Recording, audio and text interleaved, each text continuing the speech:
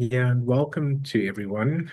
To Good evening to everyone from Europe, Yeah, and good morning to all the guests joining us in the States. yeah. Um, yeah, we have a lot of excitement for today. I'm not the only one feeling it. It's already been mentioned. For conflict, chaos or design, and yeah, I'd like to introduce your facilitators. First up, we have Rick, Dr. Rick Chappie. Rick is awesome. He's worked in corporate. He has worked in academia. He has worked with the Army National Guard. Rick is an Olympian, and now he is a treasured member of the Faculty Academy. Hi, Rick. Everyone knows Rick. And of Thank course, you. no need for introduction, the illustrious Dr. Jan Belleman. Good evening, Jan. And it's great to have you guys back over the past several months. Dr. Chaffee and Dr. Belleman have been focused on the theme of conflict. And the world feels somewhat unstable at the moment. War between nations, in the bedroom, in the boardroom. But what if this conflict is not a malfunction, but rather a feature of how life evolves? And today we will explore together, not as a lecture, but as an inquiry together, led by Rick and Jan. Um, In working and moving together, we do request that all participants today share some kind of group agreement. Um, First being confidentiality. The session is being recorded, but there is a breakout session where we do encourage to share openly and to share from your own experience, not just from theory, not only in the breakout room, but throughout, and share what is alive with you. And in hearing this, we would request that all information, everything that you hear, stays here today. What you hear today just stays today in that space of confidence. And in our presence, we would come to explore and not provoke in the way that we share. This is another request with curiosity rather than certainty. So, yeah, I'm excited. And without further ado, I'd like to hand over now to Dr. Chaffee and Dr. Billerman. Thank you so much for today. Okay, so very warm welcome to all of you. And yeah, this is currently a very hot topic. We have a lot of many conflicts going on. And what we would like to do first is we would like to ask you, what are your conflicts? Because later on it helps us to shape our examples when we walk through it. So therefore, we would like to ask you to pick your smartphone and scan the QR code and share where is your main concern right now, either at work, at home, in the world, or within myself. Okay, What was good. the Really, already 80%. Wow. So most of the people who have been taking part so far are in the world. And I think Yeah. that's totally okay because um, we have many wars taking place at the moment, and therefore Yeah. the concern is in the world. But I Yeah. like it very much that many of you are already aware that the conflict, the main concern is within yourself, and then the last Yeah. piece is at work. Yeah. The next question I would like to ask is, and you can answer it on the same under the same Slido.com and the same pin code. It's what kind of emotion comes up is present when you think of that conflict. You can scroll through the screen. There are many more emotions, and if yours isn't there, there is an emotion called other. then you choose the other. But please let us know what kind of emotion is there when you think of your main concern. Yeah. Isn't that interesting that the sadness there? Sadness is Get there. bigger Yeah. than the anger. Yeah, and what do you do on an iPad? Um, that's a good question. I think you Yeah. open your browser. What the hell is that? Okay. Don't worry Then, about then, it, Frank. then don't worry, Frank. Yeah, I'm What's helpless. what's Forget your about me. what You're with me, Frank. what's your emotion, Frank? Which one would you choose? I would choose where in the hell is it? Helplessness. Hmm. Ooh, yeah. Yeah, can get that. Okay. Thank you so much. So we have seen there's a lot of frustration, there's a lot of fear, and a lot of sadness, anger, and Mhm. helplessness. Yeah. Thank you so much. We will come back to it. But what you see by looking at that conflict is not abstract. Yeah, Yeah. conflict is something that lives in your body and it lives in your mind. Yeah, and before we can change our response to it, we need to understand a little bit more about the conflict. What's the conflict? If you look at conflict, there are tons of definitions out there, but they all talk basically about this. It's a clash between two or more parties, and that's characterized by, and I put it into brackets, apparently incompatible interests, goals, or viewpoints. We should be aware that the conflict is often arising from unmet needs, threatened identity, unexamined assumptions, or the fear of loss. So that's the theoretical part. But let's look a little bit deeper. What is there in conflict are three layers. On the surface level, we see the positions of the people. That's what the people say, what they want. If we think about it, everything that motivates you is the fulfilling of your needs. So everything what you want, everything what you want to do is driven by the fulfillment of your needs. So in that middle layer, there are needs beneath that position that are driving you. That's maybe the need for safety or respect or belonging or power or love or whatever is there. And then below that one, there's a very deep layer, and that's some kind of a calling. Some of you might know that, and that's basically what life wants to express through you. We will come to that later as well. But for now, it's important to understand we have these three layers. And why is conflict so unpleasant? Because there's some suffering in it, in that conflict. And that suffering comes from the gap between what is and what we believe what should be. And to understand a little bit more, if conflict is natural and even universal, then what might it be serving? So let's look at the good side. Let's say the good side, the evolutionary force in conflict. And I put some examples together for you here. I'm not going through all of them, but I like very much, for example, in World War II, we had the Nuremberg trials. That was all about the international criminal law was coming up because now it was the first time that we were holding individuals rather than just states accountable for crimes against humanity. So that was the first time that this kind of thing was developing. And then we also had directly after World War II the United Nations, because that was established in the immediate aftermath of the World War II to prevent future global conflicts. And another interesting one is World War II, the Colossus and the bomb, the digital computer that was there to break the ciphers, the Enigma machine of the Germans. So this was the driver for the first digital computers.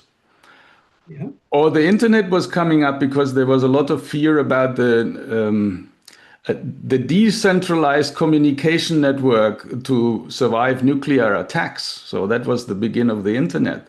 And you know, GPS, Google Maps, and they all had a different driver as well. So there is a very evolutionary force behind conflicts. So what it's telling us is very often there needs to happen a breakdown before we can have a breakthrough. And then with this, I hand over to Rick. So how might we see this bigger picture, or how might we explore this deeper picture? And before we get into some of the inner life stuff of conflict, I wanted to sort of bridge this global to have it connect with our inner life. And a wonderful way of doing that was with this remarkable journey that took place by these monks that walked from Texas to Washington, D.C. They walked for 108 days. That's 15 weeks without a day off, unless they were sick. And they covered approximately 2,300 miles. And it was a walk for peace. It was not a walk, it was a walk instructing us about inner peace. It wasn't about world peace, because there isn't any world peace without inner peace in people. And it had one single message: today will be my peaceful day. It was training people to be able to get up in the morning and say and write down and see to it that today will be my peaceful day. Today will be my peaceful day, a peace that will not be disturbed by my feet aching. Many of them were walking barefoot, except during the snow and when it was freezing, and having blisters and stuff. Today will be my peaceful day in spite of my body hurting. Today will be my peaceful day in spite of people yelling at me, cursing me, hating me, hating us as monks walking this journey. Today will be my peaceful day in spite of personal anxiety in my thoughts. So this is talking about something that is beyond the body and beyond the mind that we're pointing towards. We're pointing towards something called a trust in life. And it reminds me of a woman, someone that you might be listening to at another table in a restaurant. And imagine this woman at a table talking to her dear friend, and she says, "Last week I was laid off. And last night my husband said he's leaving. I have 3 children. I am physically and mentally a mess. But somehow I know that I'll get through this. Somehow I know we'll all be all right." There is within us this innate trust in life. And that's what we're trying to nurture today. We're nurturing something and reminding us of something that we already know at a deep level. That life knows what it's doing, that life can be trusted. And the best way, and the easiest way to recognize it often is in moments in our own personal life, in our own life, on our own human journey, when we've experienced things. So in this little piece I'd like us to do right now,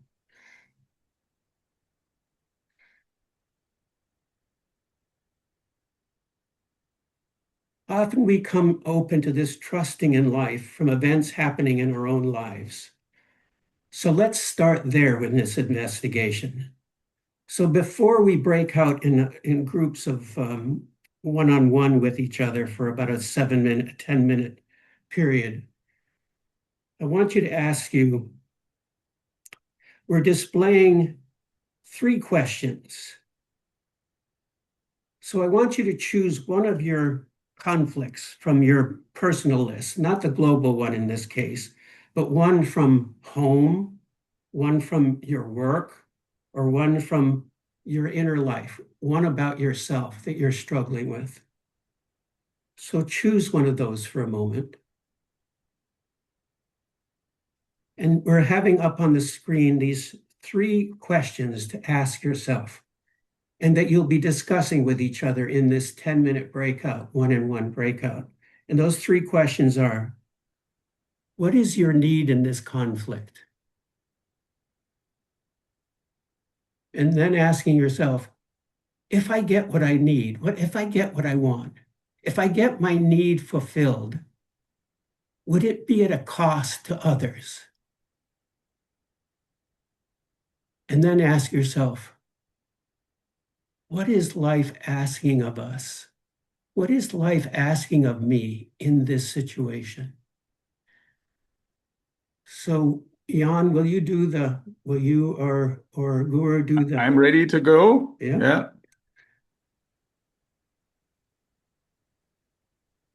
Remember, my wife and I were doing a lot of work outside, and I was multitasking, doing all kinds. I was feeling so good about myself. I was getting all kinds of things done that I hadn't been, that I knew needed being done. And when I got, and then I saw her sweeping we have all these oaks over our house, and they drop their leaves, and she was sweeping it off a porch that's up a little bit. And she started sleeping. I said, no, no, no. And I had this box to be able to put everything in it. She could just sweep it in there. And I said it in a way of, she should have known. I don't know. I was communicating something in it, and it snapped in her. And she said, "You're breathing hard. Take off your mask. Sit down." And then she went into full captain in the military. She was a captain in the U.S. military, and she said, "You go in and get water right now. You're 81 years old. You're going." And it was just triggering stuff in me. And things were going so well, and all of a sudden, she was yelling at me, and she was going full military on me, like a drill sergeant. And I was not moving. I was watching the sun. She had been sweeping, and there was all this dust in the air, and the sun was coming in so I could see it. I was not going to take off my mask. And I just sat there. And then when I finally got up, I didn't go inside. I went back to some things I was doing. And inside I was having these thoughts were going on. Um, she wasn't listening to me. She wasn't appreciating what I was doing. She wasn't, and as I was walking into the garage, I was going, oh, so she wasn't appreciating. She wasn't, I was saying she wasn't appreciating me. She was saying I wasn't appreciating her. It was so obvious, And when I saw those thoughts, they dropped themselves. They disappeared. They were fine. I just went about going about what I was doing. The peace was back again. It was interesting just seeing. So if we go through that, the need that I wanted was her to recognize me and respect me, to expect me as an individual, to know what I'm doing with my mask, etc. The need I was wanting was to be heard and to be appreciated. And then what was life calling from me at that moment was to allow that all to be, it was okay, just the way it is. Nothing needed to be fixed. It was all right. The whole thing was right, all right. I didn't need to fix her. She didn't need to fix me. It's just life with couples. It's no big deal. It just drops itself. It was beautiful. Yeah, that's me doing it. So let's have Welcome back. two or three of us share just one insight, just one quick insight, and that you had from that exercise. We had fun in our group. Hi, Marcia. I can share. Yep, Stephen. So I felt that we spoke a lot actually about the universal conflicts, about conflicts outside that are going on, and what creates them. And then we, at the end, we came down to realizing that actually the same issues are going on within ourselves. So what Yes. creates the lack of connection and the lack of understanding, which creates and the belief that our truth is something we didn't actually bring up, but something I know, that the belief that our truth is the only truth, and that's Yeah. often used to get people to get into conflict, whether it's on a level at a shop or in a global war. And even as I brought up, even sometimes my conflicts with myself, do I go to do some exercise, or do I read a book, or do I watch something? And this Exactly. is a conflict, and I need to understand these three questions around that. Thank you. Yeah, there's that distinction, isn't there, between the human need and there's another need underneath that seems to be comes from somewhere else. Yeah. Go ahead. Somebody else. So who wants to go third now? Oh, hi, William. Yeah, hi. I'll jump in here, and good to be here with all of you. Um, what I spoke about was the conflict of almost from birth, trying to live up to some external standard, whether it's the Ten Commandments, or if it's am I smart enough, or is it am I making a big enough impact in the world, or Yeah. even am I being conscious? Yeah. And that the whole thing of, gee, how conscious am I being? Am I being conscious about my unconsciousness and blah, blah, blah? It becomes a real separation from myself. And it's a real um, block to just being authentically where I am and then communicating that with confidence. And so that is one that's alive for me today. Yeah.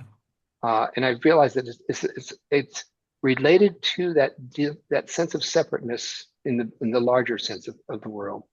Yeah. So Could we say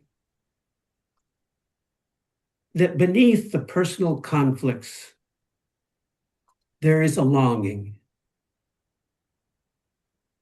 And beneath the longing, there is a calling, a recognition of an underlying oneness to life,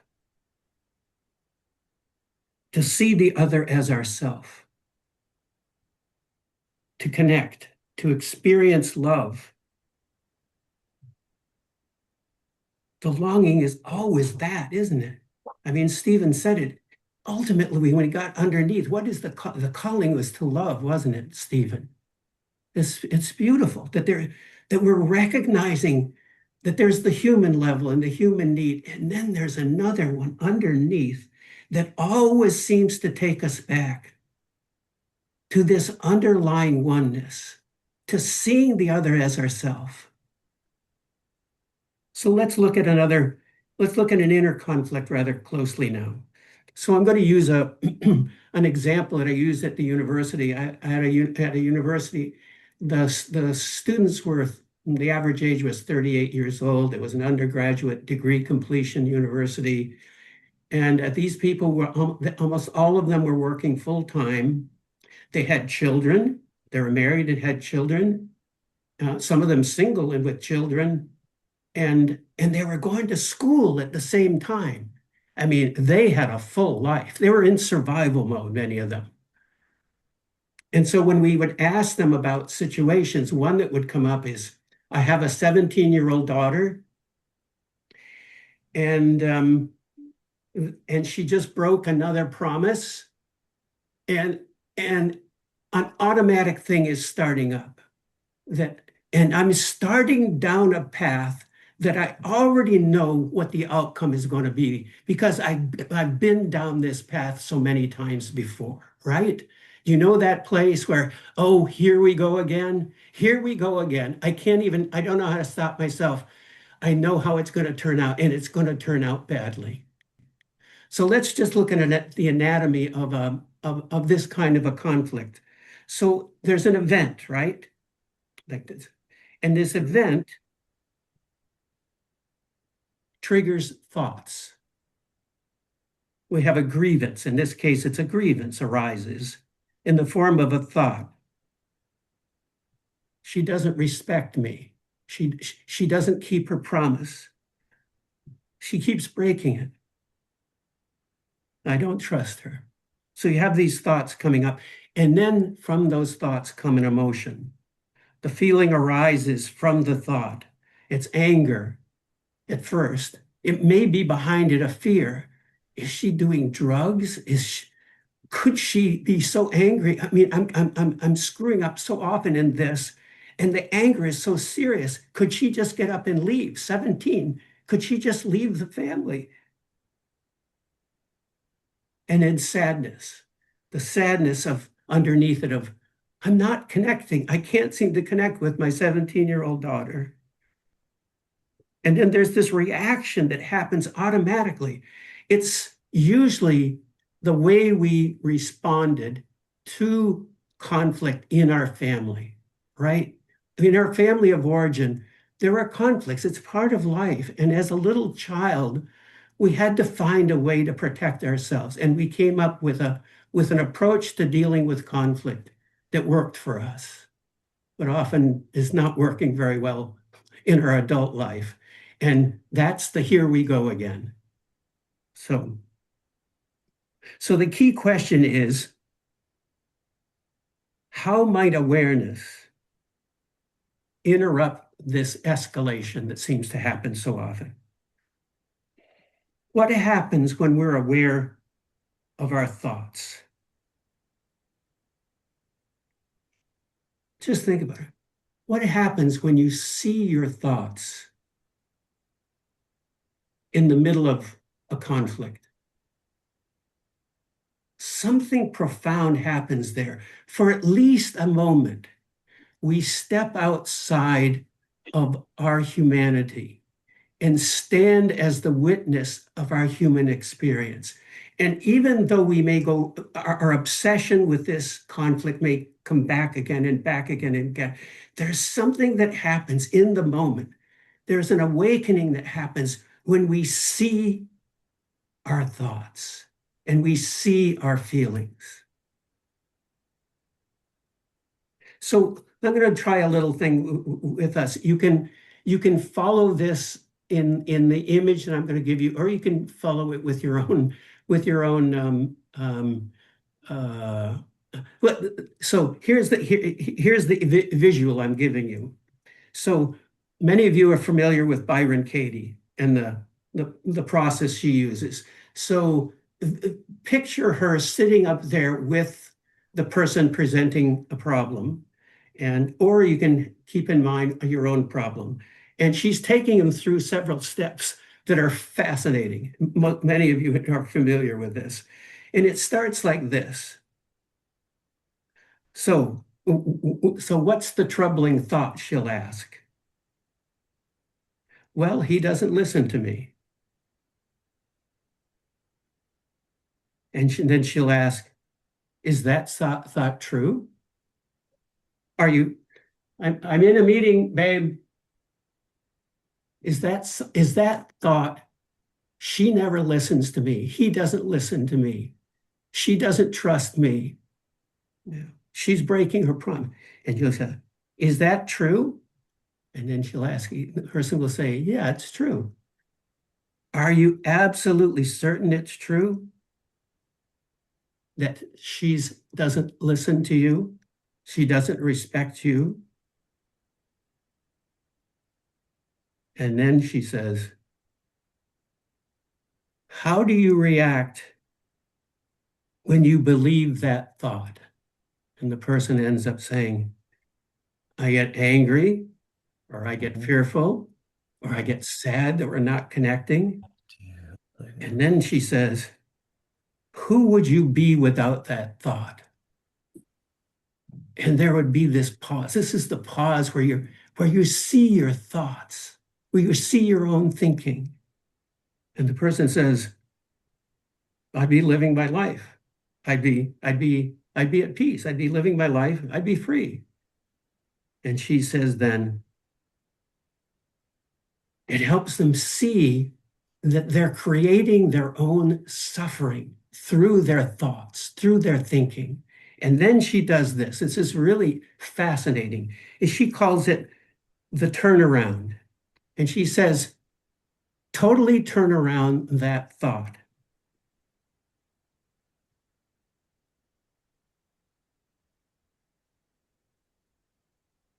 I'm not listening to her. I'm not trusting her. I'm not valuing her or him. And all of a sudden, there's this recognition that underneath the suffering is we're not seeing the other as ourself. We're seeing the other as a separate entity and ourself as a separate entity. And it is almost always the source of the suffering, isn't it? Because this is life saying to us, wake up.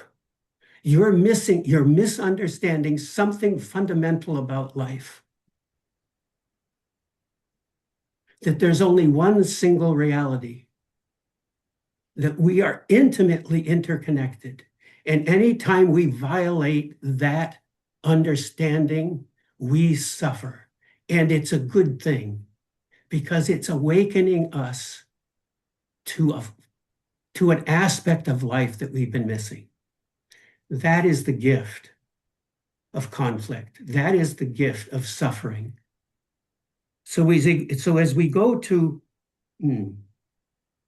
let's take just a minute or two if we've got the time. Do we still have the time for this piece of them reflecting on that for a second? Sure, let's go for it. I will be faster. Take about 20 seconds and reflect on any insight that you got from Byron Katie or from seeing your thoughts.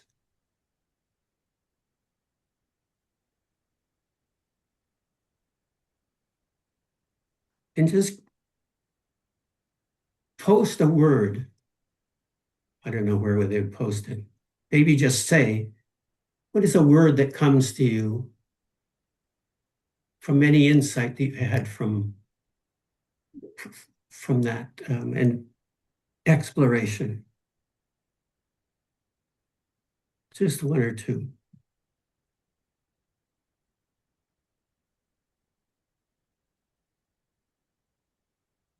Or none. Anything? Anyone? Bueller? Any of you? Yeah. Go ahead. Instead of react, just ask the other an open question and listen Yeah. to the answer in order to hear and understand, even if your thought is correct. I have a bipolar schizoaffective daughter who's been on and off the streets and a user, and I was correct, right? But I learned it did me no good to be correct and judge. Instead, I had to open and really hear and feel who she is inside and what's happening. And because of that, our lives have changed. Yeah, that's beautiful, Louis. Can you imagine? So in that scenario of the parent with the 17-year-old, if we do a pause and we ask ourselves, how would I respond right now if that were me, that 17-year-old girl, suddenly there's an opening for something new to emerge, for a new response to, there's this space for a new response that comes to us from seeing the other as ourselves, that comes from love, that comes from this openness, that comes from not from our humanity, but from something deeper. So this, Thank you, Rick. yeah, That's fantastic. yeah.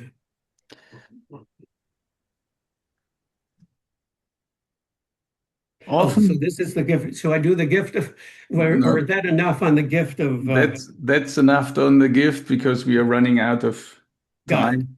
Yeah. I think that's everyone understood it, and that's clear so far. One of the most reasons why we are in conflict is because we have the question, who is right? Yeah.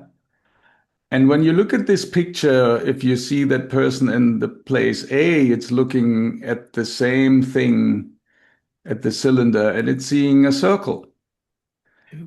And the person who is standing at position B is looking at the cylinder and seeing a square. So who is right? Right. Yeah? Yeah. So it's the message is really in the conflict. The conflict always carries information because in the example we just looked at is you need both inputs to find the truth. Yeah. And the question now here is, how do we deal with a conflict? How can we run through a conflict? How can we find a solution to it? And this is a 5-step practice you could do. Number one is really, as Rick just said, the first step is to pause. That's very difficult if you are very busy, if you are in, let's say, saying in a meeting, you are having a heated up discussion. It's difficult to pause, but it's about holding the tension. Yeah? It's about hold it and just breathe for 3 times. Yeah. So this is calming you a little bit down. The number one step is really the question you can ask yourself, can we just stop for a moment? And then we move to inquiry, and then we check into which story are we telling ourselves? Yeah, that's exactly what you just explored with the Byron Katie thing. So we have to distinguish between what is a fact and what is the narrative in our mind. Yeah. In step number 3, and you don't have to write it down because you get a handout and that's all part of it in the end. So please just stay with us. In step number 3, it's about the exploration. And it's the step where we move from being opponents, we move from opposition to understanding.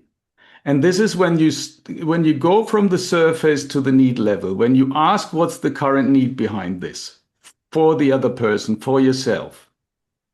And then is another very difficult step. It's step number 4. It's about the trust. Can you trust the process? It's not about trusting the other, because we don't do at that moment. We are in a conflict. It's about trusting the process. So that means, could it be that life knows what it is doing?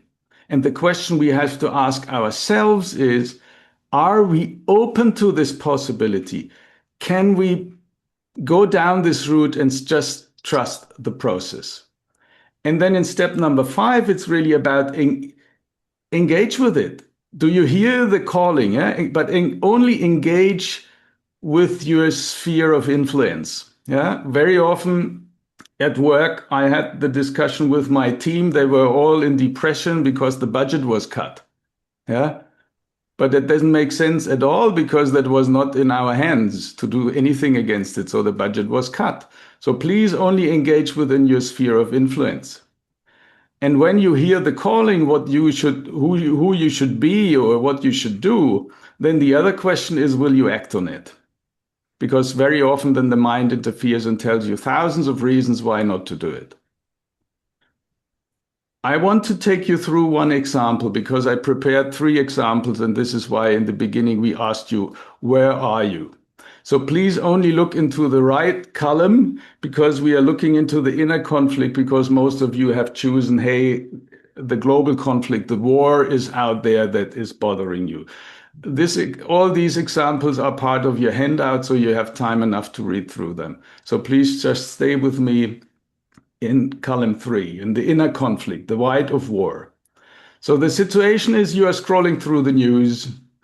You have the death tolls, the burning cities, displaced families, and the fear rises inside of you that this is the start of World War III. Yeah. So the question is how to pause. Yeah. So instead of reaching to your phone to get distracted, to escape from this, you place the hand on your chest and ask yourself, can I just stop for a moment? And then you do these 3 slow breaths and you let yourself feel the weight without fleeing into distraction. In step number 2, this is now about looking into what's the fact and what's the narrative. So the fact could be, oh, there is an active conflict and the people are dying, and you're watching it from a distance with no direct power over military decisions. So the narrative in our head that could come up is, this is the start of World War III. The world is beyond saving. If I stop worrying, I'm complicit. Yeah. And the inquiry is, what is the fact and what is the narrative? So the grief is real, but the certainty of total catastrophe and the belief that helplessness is permanent, those are narratives just in our mind. Yeah. And then if we move to step 3 and we try to move from the resistance to the understanding, what's actually present beneath that heartbreak that we have? What is the current need behind this? Definitely, there's a need for safety for ourselves, for the family, for the world.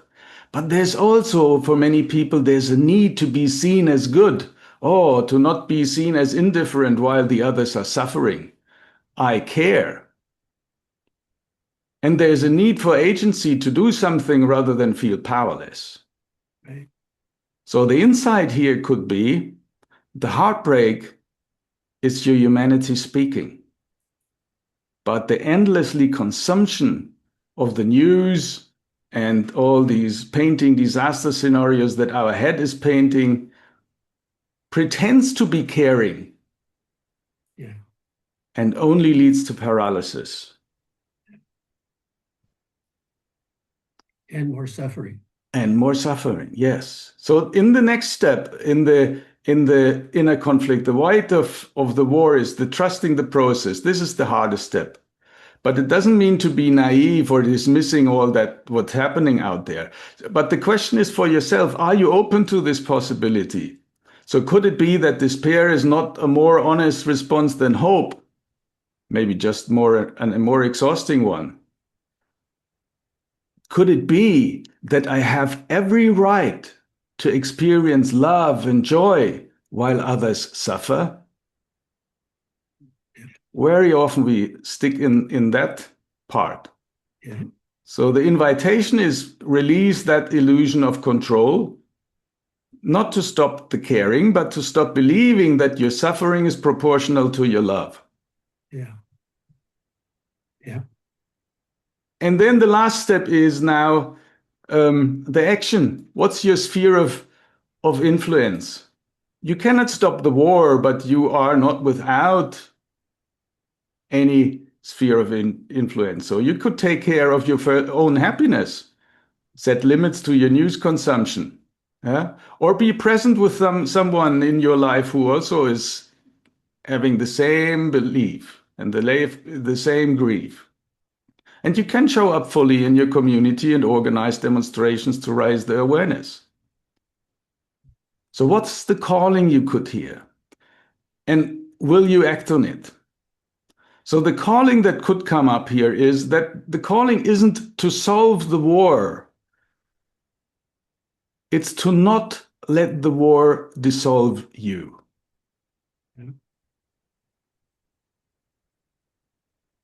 So whatever is for you, you can play these steps for your conflict later on.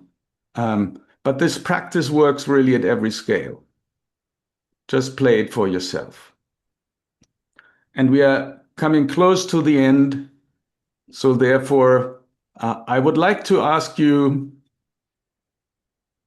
what I choose to trust, even in the midst of conflict, is now, after what you have heard now. What are you choosing to trust? What is it you choose to trust in the midst of conflict?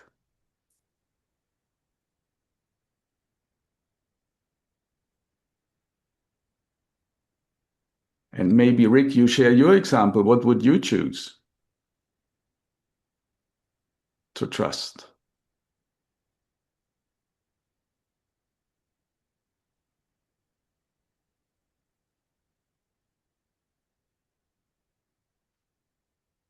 I somehow trust that life, I don't know how I know this,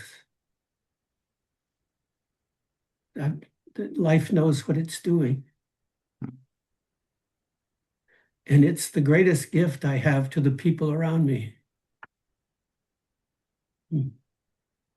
There's nothing more satisfying, I think, than being a presence of peace wherever we find ourselves, whether it's in hospice, with our spouse, with our children, with our neighbor. Somehow we don't even have to say anything. It's just the way we are there in their midst that is somehow difference making, that we trust life. Yeah. Thank you, Rick. And with that, over to you, Guru.